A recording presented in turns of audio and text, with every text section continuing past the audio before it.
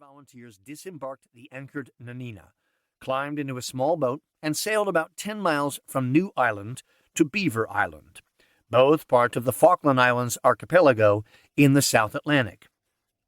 Armed with knives, clubs, lances, and guns, and with the assistance of Barnard's trusty dog, Scent, the 5 men planned to kill birds and hogs and take them back to the Americans and British who remained on the Nanina and were fast running out of fresh provisions. It was a mission of mercy. The hunt went well, and within a few days the boat was filled to the gunwales with the bloody carcasses of slain animals. But when the men sailed back to New Island late on June 14th, they were greeted with an alarming sight. The Nanina was gone. Stunned, confused, and angry, the men hauled the boat up onto the beach and, according to Barnard, awaited the approach of daylight in the most impatient and tormenting anxiety. Sleeping fitfully in the cold night air, they hoped that in the morning light they would find a letter telling them why the Nanina had left and when it was coming back. A frantic search at dawn turned up nothing. No note either in a bottle or hung conspicuously from a piece of wood or a boulder.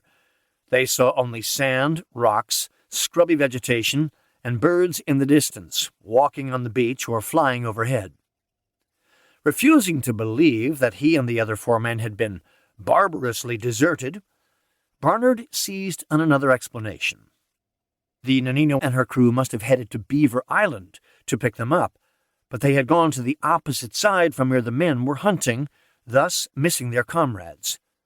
Convinced by Barnard's reasoning, the men's hopes were rekindled. They dragged the boat into the water and sailed off once again. This time they entered the main harbor on the eastern side of Beaver Island. Upon entering the harbor, as Barnard later recalled, they experienced the almost insupportable anguish of neither finding the brig nor discovering any trace that she had been there. They had been cruelly abandoned at the beginning of a Falklands winter, with little to sustain them and no explanation why they had been left in such a horrendous predicament. The events leading up to this abandonment and what happened afterward produce a story with so many unlikely threads and a cast including such exceptionally colorful characters that one might think that it sprang from the pen of a fiction writer with an overactive imagination. And yet, the story is true.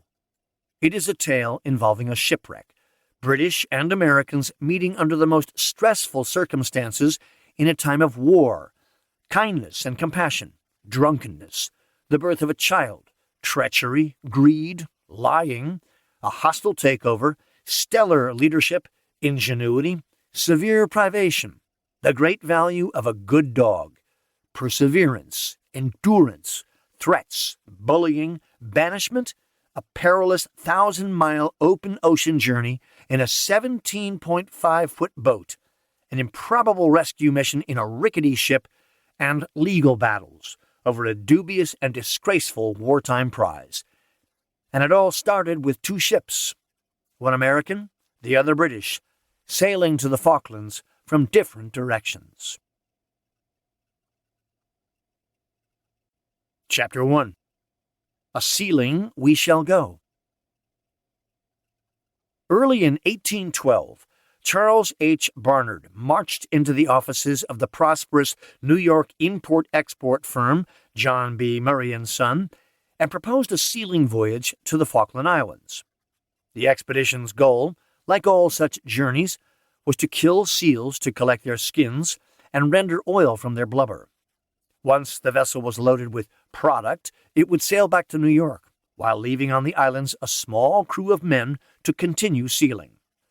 Upon the vessel's return to the city, Murray & Son would sell as much of the cargo as possible, and then send a larger ship back to the islands to pick up the men who remained there. The timing of the larger ship's voyage back to the Falklands was contingent upon the likelihood of sealing success. If Barnard believed that a good load of skins and oil could be gathered in short order, the larger ship would sail relatively soon after the first vessel's return to New York. If seals were scarce, the ship might not return to the Falklands for a year or more, giving the men